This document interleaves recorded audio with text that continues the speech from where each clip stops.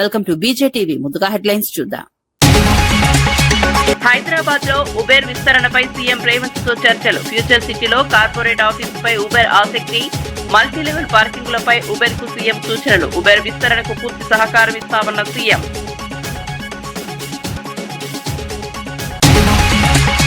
AP knowledge hub గా మారుస్తామన్న Chandrababu. AI deep టెక్నాలజీలో యువత ముందుండాలన్న చంద్రబాబు. హైదరాబాద్ లో ఏపీని టెక్నాలజీ హబ్ చేస్తామన్న సీఎం. నాలెడ్జ్ ఎకానమీకి బలమైన పునాది వేస్తామన్న బాబు.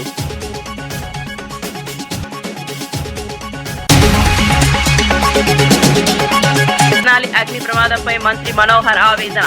ఫైర్ ఇంజిన్ ఆలస్యంతో ప్రమాద తీవ్రత పెరిగిందన్న నిర్వాహకులు. అగ్నిమాపక వ్యవస్థను బలోపేతం చేయాలన్న మంత్రి. బాధితులకు ప్రభుత్వం అండగా ఉంటుందన్న మనోహర్.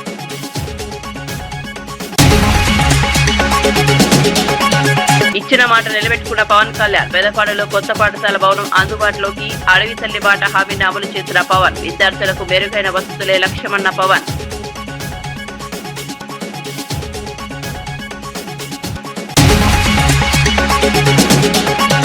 సామాన్యుల పొదుపుపై మోదీ వ్యాఖ్యలు విడ్డూరమన్న మహేష్. పెట్రోల్ ధరలతో ప్రజల నుండి వీచారన్న మహేష్. వ్యక్తిగత విమర్శలతో రాజకీయాలు దిగజారుతున్నాయని వెల్లడి. తెలంగాణ అభివృద్ధికి ప్రభుత్వం కట్టుబడి ఉందని వ్యాఖ్య.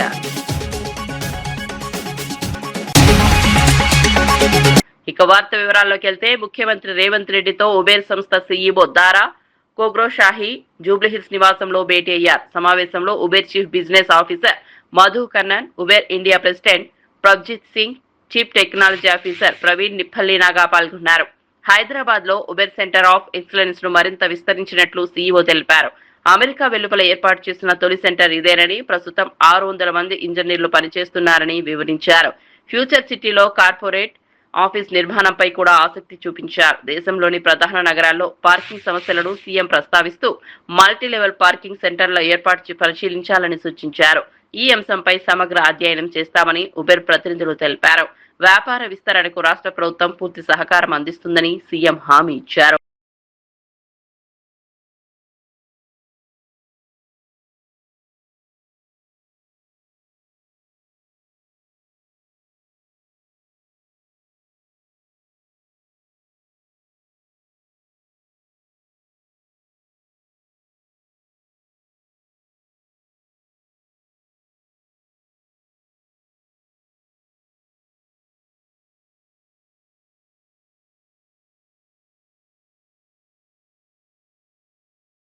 ఆంధ్రప్రదేశ్ ను భవిష్యత్తులో ప్రపంచ స్థాయి నాలెడ్జ్ హబ్ గా తీర్చిదిద్దడమే లక్ష్యమని సీఎం చంద్రబాబు నాయుడు అన్నారు. సమాజంలో మార్పు రావాలంటే విద్య, సాంకేతికత కీలకమని పేర్కొన్నారు. ఐటీ రంగంలో తెలుగువారు ఇప్పటికే ప్రపంచవ్యాప్తంగా అగ్రస్థానంలో ఉన్నారని, రాబోయే రోజుల్లో ఆర్టిఫిషియల్ ఇంటెలిజెన్స్, డీప్ టెక్నాలజీతో కూడా గ్లోబల్ లీడర్లుగా ఎదగాలని ఆకాంక్షించారు. యువత కోసం రాష్ట్రంలో నాలెడ్జ్ ఎకానమీకి బలమైన పునాది వేస్తామని తెలిపారు. కేవలం చదువు మాత్రమే కాదు, క్రమశిక్షణ, సామాజిక బాధ్యత కూడా ముఖ్యమని సూచించారు. నాడు హైదరాబాద్ ను ఐటీ హబ్ గా అభివృద్ధి చేసినట్లే ఇప్పుడు ఏపీని కూడా అదే స్థాయికి తీసుకెళ్తామని చెప్పారు. సాంకేతిక పునర్నిర్మాణంలో యువత, ప్రజలంతా భాగస్వాములు కావాలని సీఎం పిలుపునిచ్చారు. అవార్డు కూడా ఇచ్చే పరిస్థితికి వచ్చారు. నేను మామూలుగా ఏ అవార్డు ఒప్పుకునేవాడు కాదు, ఇది ఒప్పుకున్నా. దానికి కారణం ఏంటంటే, ఈ పేరు చెప్తే 10 మంది వచ్చి పెట్టుబడులు పెడతారు. ఇప్పుడు వచ్చిన పెట్టుబడి కంటే అదనంగా పెట్టుబడి వస్తుందని దీన్ని కూడా యాక్సెప్ట్ చేసే పరిస్థితికి వచ్చారు. అందుకే మీరు చూస్తే 23 నెలల్లో 23 లక్షల కోట్ల రూపాయలు పెట్టుబడులు వచ్చాయి. ఈ పెట్టుబడులన్నీ అయిపోతే 23 లక్షల మందికి ఉద్యోగాలు వస్తాయి. ఇప్పుడు భాస్కర్ రావు గారు చెప్పినట్టు 1,00,000 మంది ఉద్యోగాలు కానీ ఒక్క మెడికల్ ఫీల్డ్ లో ఆయన తయారు చేయగలిగితే, లేకపోతే 1,00,000 మంది యువతకు అవకాశాలు కల్పించగలిగితే, that is a additional bonus. నా ఉద్దేశం ప్రతి ఒక్కరికి ఎంప్లాయ్మెంట్ ఉండాలి. అదే మరి ఆర్థిక అసమానతలు తగ్గాలి. ఆర్థిక అసమానతలు తగ్గించడానికి P4 అనేది ఒక ఆయుధం. నేను ఏది కూడా ఒకసారి సంకల్పం చేసి దాన్ని జయప్రదం చేసే వరకు ముందుకు తీసుకెళ్తాం. ఈ ఆర్థిక అసమానతలు తగ్గించి అందరికీ మెరుగైన జీవన ప్రమాణాలు ఇవ్వగలిగితే అదే నిజమైన ప్రజాస్వామ్యం. అట్లా కాకుండా కొంతమంది కోటీశ్వరులు చాలా మంది నిరుపేదలుంటే అది సమాజానికి కూడా మంచిది కాదు. అందుకే భాస్కర్ రావు గారిని కోరుతున్నా, మీ హాస్పిటల్లో ఉండే వాళ్ళందరినీ సంపద సృష్టిగా కాకుండా P4 కింద ఒక 5,000 10,000 కుటుంబాలు బయట వాళ్ళు అడాప్ట్ చేసుకుని ఆ 10,000 మందిని పైకి తీసుకురండి. అది నిజమైనటువంటి స్ఫూర్తి అవుతుంది. ఆ స్ఫూర్తిలో కూడా మీరు కూడా భాగస్వాములు కావాల్సిందిగా మనస్ఫూర్తిగా కోరుకుంటూ, ఇక్కడ రైతాంగానికి ఒక ఆఫర్ ఇచ్చారు. చాలా మంచి ఆఫర్ ఇది. రైతుల్ని శాశ్వతంగా గుర్తుండాలి, వీళ్ళ స్ఫూర్తిని మనం గుర్తుపెట్టుకోవాలి. ఇదే విధంగా అందరం కానీ వాళ్ళ స్ఫూర్తిని గుర్తుపెట్టుకుంటే మిగిలిన రైతులు కూడా ముందుకు వస్తారు. ఇంతవరకు ఎక్కడా ఈ ప్రయోగం సక్సెస్ కాలేదు. అమరావతి రైతాంగం చూపించిన స్ఫూర్తి ఒక భారతదేశానికే కాదు ప్రపంచానికి ఒక ఆదర్శం కావాలనేది నా ఆలోచన. నేను ఎప్పుడు కూడా మీరు గుర్తుపెట్టుకోవాల్సింది, భూమి అనేది ఒక సెంటిమెంట్. భూమి లేకపోతే అభివృద్ధి లేదు. హైదరాబాద్ని ఎయిర్పోర్ట్ కట్టాలనుకున్న ఆ రోజు 5,000 ఎకరాలు కావాలి. చాలా మంది ఎగతాళి చేశారు. 5,000 ఎకరాలు. బండి భగీరథపై నమోదైన కేసులో బీఆర్ఎస్ పార్టీ పూర్తిగా బాధితురాలి పక్షాన నిలుస్తుందని మాజీ మంత్రి గంగుల కమలాకర్ స్పష్టం చేశారు. తమ పార్టీ నేతల ఒత్తిడి వల్ల కేసు నమోదైందని పేర్కొన్నారు. ఇది పూర్తిగా చట్టపరమైన శాంతి భద్రతలకు సంబంధించిన అంశమని, దీనిని కులాన్ని ఆపాదించవద్దని హితవు పలికారు. బాధితురాలికి న్యాయం జరిగేలా చర్యలు తీసుకోవాలని డిమాండ్ చేశారు. కేసును రాజకీయ రంగు పొలమకుండా పారదర్శకంగా విచారణ జరపాలని కోరారు. చట్టం ముందు అందరూ సమానమేనని పేర్కొన్నారు. ఈ వ్యవహారంలో ఎవరిని కాపాడే ప్రయత్నం జరగకూడదని అన్నారు. బాధిత కుటుంబానికి పూర్తి మద్దతుగా నిలుస్తామని గంగుల కమలాకర్ వెల్లడించారు. బాధ్యత మీ మీద ఉంటుంది. సో ఈ కేసుకు పూర్తిగా సహకరించి నిన్న మీరు ఇచ్చిన స్టేట్మెంట్ కరీంనగర్లో నా కొడుకైనా పర్లేదు ఎవరైనా కానీ తప్పు చేసి శిక్షిస్తున్నారు, దాన్ని సాగసిస్తూ ఇప్పటికైనా చట్టానికి మీరు సహకరించమని కోరుతూ నిన్న కూడా ఒక వ్యాఖ్యలు చేశారు. ఇందులో ఎవరెవరైతే కుట్ర పన్నారో వారందరూ కూడా అంతు చూస్తా అని ఒక బెదిరింపు ధోరణిలో మీరు చెప్పడం అనేది దాన్ని పూర్తిగా ఖండిస్తున్నాము. ఇలాంటి మానుకోండి. ఎవరిని బెదిరిస్తుండ్రు, ఎవరు అంతు చూస్తారు? ఆ బాధితురాలను అంతం చేస్తారా? లేకుంటే ఎవరు మాట్లాడిన రాష్ట్రంలో ఎవరు మాట్లాడినా కూడా అంతం చేసే దిశగా ఈ మాటలు ఒక హోమ్ మినిస్టర్ స్థాయిలో ఇది మీకు మంచిది కాదు. కాబట్టి దీన్ని పూర్తిగా సంపూర్ణంగా మేము ఖండిస్తూ ఇప్పటికైనా మీరు నేను చట్టానికి సహకరిస్తా అని చెప్పారు. చట్టానికి సహకరించండి. ఎవరు దోషినాడు వారికి శిక్ష పడే చేస్తాను. కాబట్టి డెఫినెట్గా పోలీసుకు చట్టానికి సంపూర్ణంగా మీరు సహకరించాలని చెప్పేసి మా ఎంపీగా మా రాష్ట్రం యొక్క కేంద్ర మంత్రిగా మీ అందరు కూడా చెప్పడం జరుగుతుంది. ఇప్పటికైనా బీజేపీ పార్టీ పక్షాన కానీ ఇంకెవరైనా కానీ ఇది ఏదో పార్టీలకు సంబంధించిన అంశమని బీఆర్ఎస్ పార్టీ ఒకటే మమ్మల్ని ఇబ్బంది పెడుతున్న దోషి కాదు. ఇది ప్రజా సమస్య. తెలంగాణ ప్రజలందరూ కోరుకొని గొంతెత్తి మాట్లాడిన అంశాన్ని బీఆర్ఎస్ పార్టీ ముందుకు తీసుకెళ్ళింది. ఏ పార్టీ తీసుకెళ్తుందా ఎవరు మాట్లాడతాం ఇట్లే కాదు. కానీ తెలంగాణ రాష్ట్రం తీసుకొచ్చిన పార్టీగా తెలంగాణ ప్రజల బాగోగాలు, తెలంగాణ రాష్ట్ర ప్రజలకు ఏదైనా ఇబ్బంది అయితే ముందుండేది బీఆర్ఎస్ పార్టీ. కాబట్టి ఇది డెఫినెట్గా ప్రజా సమస్య, రాష్ట్ర ప్రజల సమస్య, రాష్ట్ర ప్రజల భద్రత ఇష్యూ కాబట్టి నేను డెఫినెట్గా ముందుకెళ్తాను. కాబట్టి ఇప్పటికైనా రేపు కోర్టు పరిధిలో ఉన్న అంశం కాబట్టి ఇప్పటికైనా చట్టానికి సహకరించే విధంగా బండి సంజయ్ చేయాలని చెప్పేసి మేము కోరుతున్నాం, డిమాండ్ చేస్తున్నాం బీఆర్ఎస్ పార్టీ పక్షాన. అమెరికా అధ్యక్షుడు డొనాల్డ్ ట్రంప్ కీలక సదస్సు కోసం చైనా రాజధాని బీజింగ్ చేరుకున్నారు. ఈ పర్యటనలో ప్రముఖ పారిశ్రామికవేత్త ఎలాన్ మస్క్, ఎరిక్ ట్రంప్, లారా ట్రంప్ కూడా పాల్గొన్నారు. బీజింగ్ క్యాపిటల్ ఇంటర్నేషనల్ ఎయిర్పోర్ట్ లో చైనా ప్రభుత్వం ఘన స్వాగతం పలికింది. అధ్యక్షుడు షీ జిన్పింగ్ తో ట్రంప్ జరిపే సమావేశంలో వాణిజ్యం, సాంకేతికత, అంతర్జాతీయ భద్రత వంటి కీలక అంశాలపై చర్చలు జరగనున్నాయి. ప్రపంచ ఆర్థిక పరిస్థితులు, ద్వైపాక్షిక సంబంధాలపై కూడా ఈ భేటీలో చర్చించే అవకాశం ఉందని విశ్లేషకులు భావిస్తున్నారు. ట్రంప్ పర్యటనకు ప్రపంచవ్యాప్తంగా ప్రాధాన్యత ఏర్పడింది.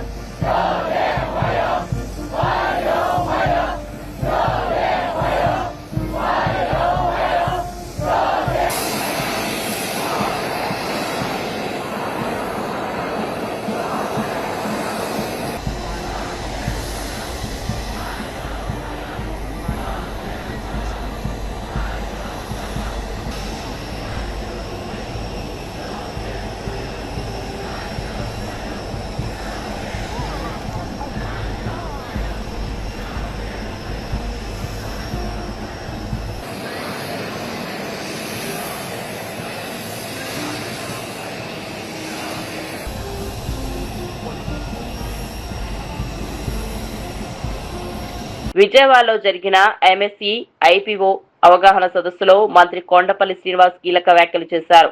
రాష్ట్రంలో 20 లక్షల ఉద్యోగాల కల్పన లక్ష్యంగా ప్రభుత్వం పనిచేస్తోందని తెలిపారు. ఎంఎస్ఎంఈ రంగాన్ని బలోపేతం చేసేందుకు ప్రత్యేక చర్యలు తీసుకుంటున్నామని పేర్కొన్నారు. రాష్ట్రంలో సొంతంగా స్టాక్ ఎక్స్చేంజ్ ఏర్పాటు చేసే ప్రతిపాదనలు సిద్ధమయ్యాయని వెల్లడించారు. దీని ద్వారా చిన్న పరిశ్రమలకు నిధుల సేకరణ సులభమవుతుందని చెప్పారు. పారిశ్రామికవేత్తలకు ప్రోత్సాహం అందించేందుకు కొత్త పథకాలు తీసుకొస్తామని తెలిపారు. మార్చి 25న మరిన్ని పథకాలు ప్రారంభం కానున్నాయని వెల్లడించారు.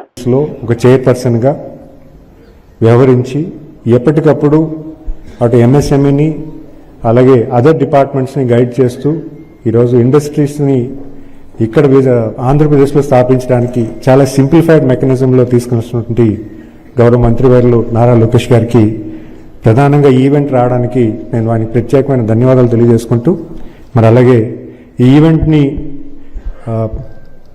ఆంధ్రప్రదేశ్లో స్టాక్ ఎక్స్చేంజ్కి అంటే ఎస్ఎంఈ ఐపీఓస్ని ఎస్టాబ్లిష్ చేయాలి, ఒక అవేర్నెస్ ప్రోగ్రామ్ పెట్టాలి. సుదీర్ఘంగా ఒక 6 నెలల నుంచి నేను ఎప్పటికప్పుడు కృష్ణదేవరావు గారిని ఎప్పుడు ఢిల్లీ వెళ్ళినా కూడా ఆయన టీం నాకు ఎప్పుడు కూడా మాట్లాడుతున్నారు. ఒక 1 మంత్ బ్యాక్ ఫోన్ చేసి మనకి ఎన్ఎస్సి సిఇఓ గారు వస్తున్నారు, మన ఆంధ్రప్రదేశ్లో ఒక ఈవెంట్ పెడదాము, ఆ ఈవెంట్ ద్వారా మన ఇండస్ట్రీస్ అందరికీ కూడా ఒక అవేర్నెస్ ప్రోగ్రామ్ పెడదాము. బికాజ్ రీసెంట్గా లాస్ట్ ఇయర్లో ఎంపీ గారు చెప్పినట్టుగా 290 ఎస్ఎంఈ ఐపీఓస్ని ఎస్టాబ్లిష్ చేస్తే సుమారు 10,000 కోట్ల ఫండింగ్ ఎస్ఎంఈస్కి రైజ్ చేయడం జరిగింది. కానీ మన ఆంధ్రప్రదేశ్ నుంచి చాలా లిమిటెడ్గా ఉంది. But వేరేజ్ investment in stock exchange చాలా మంది ఇన్వెస్ట్ చేస్తున్నారు, కానీ మన ఆంధ్రప్రదేశ్ ఆంటర్ప్రినర్స్ ఎస్ఎంఈ యూనిట్స్ ఎవరైతున్నారో దాని అడ్వాంటేజ్ తీసుకోవట్లేదు. సో ఖచ్చితంగా ఇది పబ్లిక్ తెలియజేయాలని ఆయన సుదీర్ఘ ప్రయాణంలో నాకు ఇచ్చినటువంటి సలహా మేరకు ఈవెంట్ పెట్టినందుకు మరి లావు కృష్ణదేవరాయలకు ప్రత్యేకంగా ధన్యవాదాలు తెలియజేసుకుంటూ మరి అలాగే ఒక క్లస్టర్ తీసుకొచ్చి ఒక లార్జ్ ఇండస్ట్రీ తీసుకొచ్చి ఆ లార్జ్ ఇండస్ట్రీస్ అసోసియేటెడ్ గా స్మాల్ ఇండస్ట్రీస్ కూడా పెట్టడం జరుగుతుంది. అంటే ఆ స్మాల్ ఇండస్ట్రీస్ కూడా ఇదే ఎంఎస్ఎంఈ పార్క్స్ లో క్లస్టర్ అప్రోచ్ లో తీసుకువెళ్లి అక్కడ కామన్ ఫెసిలిటీస్ డెవలప్ చేస్తే అక్కడ ఉన్నటువంటి ఇండస్ట్రీస్ ప్రోడక్ట్ మ్యానుఫ్యాక్చరింగ్ కాస్ట్ కూడా రెడ్యూస్ అవుతుంది. ప్రపంచ స్థాయిలో లో కాస్ట్ ఆఫ్ మ్యానుఫ్యాక్చరింగ్ లోకి వెళ్తారన్న ఒక ఆలోచనతో ఈరోజు గౌరవ ముఖ్యమంత్రి గారు దాన్ని కార్యరూపం చేస్తున్నారు. అంటే ఇదే హోలిస్టిక్ అప్రోచ్ లో మన రాష్ట్రానికి ఎంఎస్ఎంఈ ఇండస్ట్రీని గ్రోత్ చేయాలంటే ఏం చేయాలన్న దాని మీద ప్రధానంగా ఒక 2 years కాల పరిమితుల్లో అనేక విషయాలు చేయడం జరిగింది. మీరు చూసుకుంటే పాలసీస్ కూడా సుమారు 24-25 పాలసీస్ సెక్టర్ ఓరియంటెడ్ పాలసీస్ కూడా ఇవ్వడం జరిగింది. చాలా విధి విధానాలు అంటే ఇక్కడ సర్క్యులర్ ఎకానమీ అవ్వచ్చు, అలాగే మీరు చూసుకుంటే ఈవీ మ్యానుఫ్యాక్చరింగ్ అవ్వచ్చు, ఈవీ ఛార్జింగ్ స్టేషన్స్ అవ్వచ్చు, అలాగే గ్రీన్ ఎనర్జీ దాని మీద అవ్వచ్చు, ఇవన్నీ కూడా పాలసీస్ డిఫైన్ చేసి స్పెసిఫిక్ టు ఇండస్ట్రీ కూడా తీసుకురావడం జరుగుతుంది. మరి అంతేకాకుండా AP Andhra Pradesh CDP program cluster development ప్రోగ్రాంలో కూడా సుమారు 300 కోట్లు ఇచ్చి ఎవరైతే క్లస్టర్ కామన్ ఫెసిలిటీ సెంటర్స్ పెడతారో వాళ్ళకు కూడా ఒక 10 crores వరకు ప్రాజెక్టు 90% గ్రాంట్ కింద కూడా ఇవ్వడం కూడా జరుగుతుంది. అది కూడా రేపు 25th March కూడా అది కూడా లాంచ్ చేయడం జరుగుతుంది.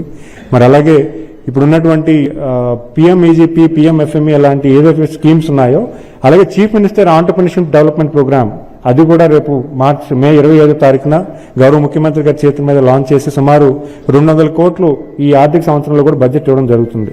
కర్ణాటక కాంగ్రెస్ రాజకీయాల్లో నాయకత్వ మార్పు చర్చ మళ్లీ తెరపైకి వచ్చింది. బెంగళూరులోని కేపీసీసీ కార్యాలయం బయట డిప్యూటీ సీఎం డీకే శివకుమార్ ఫోటోలతో నెక్స్ట్ సీఎం డీకే శివకుమార్ అంటూ పోస్టర్లు వెలిశాయి. ఆయన పుట్టినరోజు సందర్భంగా అభిమానులు ఈ పోస్టర్లు ఏర్పాటు చేసినప్పటికీ కాంగ్రెస్ పార్టీలో అంతర్గత విభేదాలపై చర్చ మొదలైంది. 2023లో కాంగ్రెస్ అధికారంలో వచ్చినప్పటి నుంచి సీఎం పదవిపై సిద్దరామయ్య, డీకే శివకుమార్ వర్గాల మధ్య పోటీ ఉందనే ప్రచారం కొనసాగుతోంది. ఇప్పుడు ఈ పోస్టర్లు రాజకీయ వర్గాల్లో కొత్త చర్చకు దారితీశాయి. పార్టీ నాయకత్వం ఈ అంశంపై ఎలా స్పందిస్తుందనేది ఆసక్తిగా మారింది.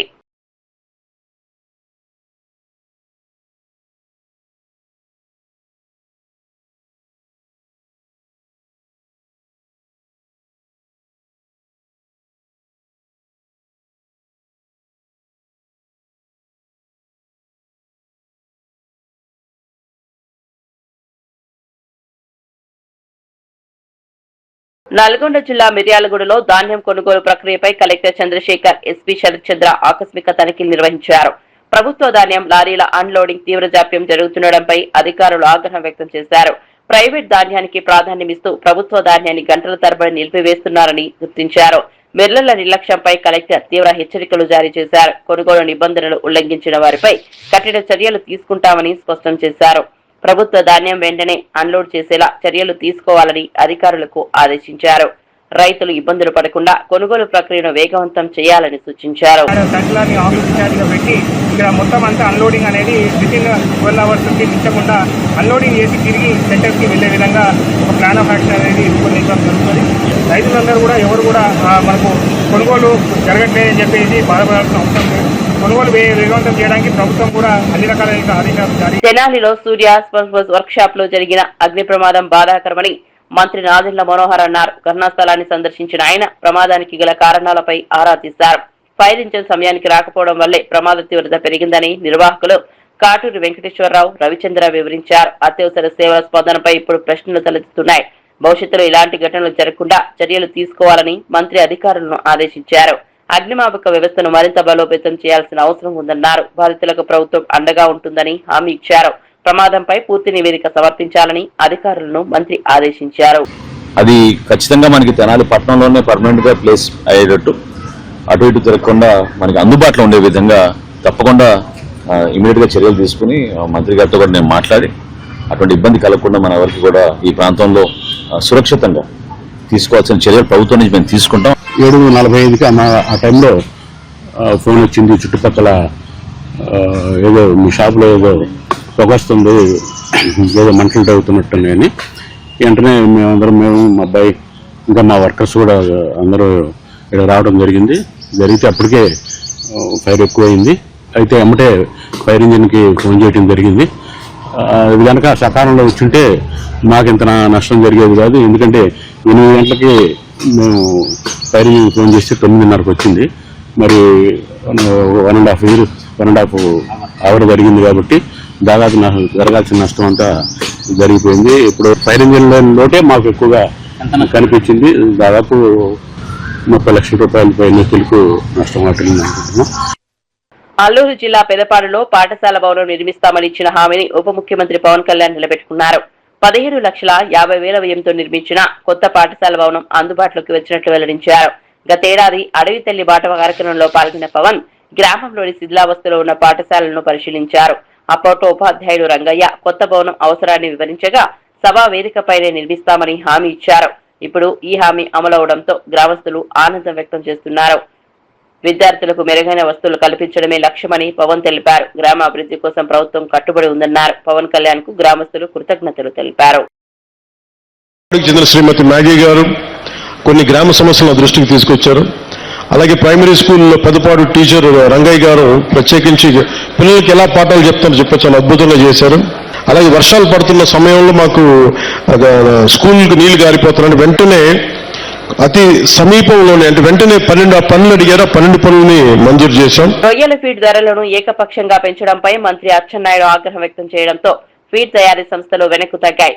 పెంచిన ధరల అమలును తక్షణమే నిలిపివేస్తున్నట్లు అసోసియేషన్ ప్రకటించింది. రైతుల ప్రయోజనాలే ప్రభుత్వ మొదటి ప్రాధాన్యమని మంత్రి స్పష్టం చేశారు. ఈ నెల 15న రైతులు, అధికారులు ఫీడ్ సంస్థలతో ఉమ్మడి సమావేశం నిర్వహించి తుది నిర్ణయం తీసుకోనున్నట్లు తెలిపారు. ధరల పెంపుతో ఆక్వా రైతులు తీవ్ర ఇబ్బందులు ఎదుర్కొంటున్నారని పేర్కొన్నారు. రైతులపై అదనపు భారం పడకుండా ప్రభుత్వం చర్యలు తీసుకుంటోందన్నారు. ఫీడ్ కంపెనీలు కూడా రైతుల పరిస్థితిని అర్థం చేసుకోవాలని సూచించారు. రాష్ట్రంలో ఆక్వా రంగ అభివృద్ధికి ప్రభుత్వం కట్టుబడి ఉందని మంత్రి తెలిపారు.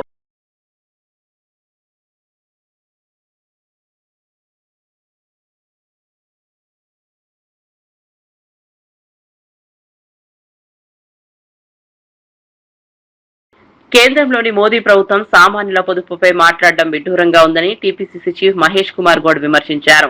అంతర్జాతీయ మార్కెట్లో క్రూడ్ ఆయిల్ ధరలు తగ్గినా దేశంలో పెట్రోల్ ధరలు నిలిపించి ప్రజల నడ్డి విరిచాయని మండిపడ్డారు. సామాన్యులపై ఆర్థిక భారం పెరుగుతుండగా కేంద్రం ప్రజలకు ఉపశమనం కల్పించడంలో విఫలమైందన్నారు. ముఖ్యమంత్రి రేవంత్ రెడ్డిపై బీఆర్ఎస్ నేత కేటీఆర్ వాడుతున్న భాష అభ్యంతరకరమని పేర్కొన్నారు. సోషల్ మీడియాలో అసభ్యకర పోస్టులు పెడుతూ రాజకీయాలను దిగజారుస్తున్నారని ఆరోపించారు. ప్రజా సమస్యలపై చర్చించకుండా వ్యక్తిగత విమర్శలకు దిగడం సరికాదన్నారు. తెలంగాణ అభివృద్ధికి కాంగ్రెస్ ప్రభుత్వం కట్టుబడి ఉందని మహేష్ కుమార్ గౌడ్ స్పష్టం చేశారు. పెద్ద సినిమాల విడుదల విషయంలో ఎలాంటి సమస్యలు రాకుండా చూసుకుని ఇప్పుడు తమ సినిమా రిలీజ్ సమయంలోనే పర్సెంటేజీల వివాదాన్ని తెరపైకి తీసుకురావడం వెనుక ఉద్దేశం ఏమిటని నిర్మాత రవిశంకర్ ప్రశ్నించారు. నిజంగా పర్సంటేజీ విధానాన్ని మార్చాలనే ఆలోచన ఉంటే మీ సినిమాల సమయంలోనే అమలు చేసి ఆదర్శంగా నిలవాల్సిందిగా వ్యాఖ్యానించారు. అలా చేసి ఉంటే ఫిలిం నగర్ లో మీకు విగ్రహం కూడా కట్టించే వాళ్ళమని సెటైర్లు వేశారు. తమ సినిమా విడుదల సమయానికే కావాలన్న ఈ అంశాన్ని పెద్దది చేసి వివాదాన్ని రగిలించే ప్రయత్నం జరుగుతోందని ఆరోపించారు. ఇండస్ట్రీలో సమాన న్యాయం ఉండాలని, చిన్న సినిమాలను ఇబ్బంది పెట్టే విధంగా వ్యవహరించడం సరికాదన్నారు. నిర్మాతల సమస్యలను చర్చల ద్వారా పరిష్కరించుకోవాలని సూచించారు. ఇన్నాళ్ళు ఇందాక చెప్పిన లిస్టు ఒక 5-6 సినిమాలు 7 సినిమాల మీద ఈ అన్ని పాస్ అయిపోయి కరెక్ట్గా ఎటోళ్ళు కరెక్ట్ మా సినిమా వచ్చే టైంకి ఇది పాపప్ చేసి దీన్ని ఫ్లేర్ అప్ చేసి ఏదో చేద్దాం అనేది ఏంటి సార్? మీ పెద్ద మనసును చక్కగా మీ పెద్ద సినిమా ఉన్న రోజున ఇదిగో పర్సంటేజ్ ఇదిగోండి అని హ్యాపీగా వేయొచ్చు కదా సార్. మీరు ఒక ఎగ్జాంపుల్ ఉంటారు, మీకు కూడా విగ్రహం కడతాం ఇక్కడ మంచి ఫిలిం నగర్లోనే ఎక్కడో. ఏమన్నా ఇన్నాళ్ళు ఇందాక చెప్పిన లిస్టు ఒక 5-6 సినిమాలు 7 సినిమాల మీద ఈ అన్ని పాస్ అయిపోయి కరెక్ట్గా ఎటోళ్ళు కరెక్ట్ మా సినిమా వచ్చే టైంకి ఇది పాపప్ చేసి దీన్ని ఫ్లేర్ అప్ చేసి ఏదో చేద్దాం అనేది ఏంటి సార్? మీ పెద్ద మనసును చక్కగా మీ పెద్ద సినిమా ఉన్న రోజున ఇదిగో పర్సంటేజ్ ఇదిగోండి అని హ్యాపీగా వేయొచ్చు కదా సార్. మీరు ఒక ఎగ్జాంపుల్ ఉంటారు, మీకు కూడా విగ్రహం కడతాం ఇక్కడ మంచి ఫిలిం నగర్లోనే ఎక్కడో. ఏమన్నా అప్డేట్స్ కోసం చూస్తూనే ఉండండి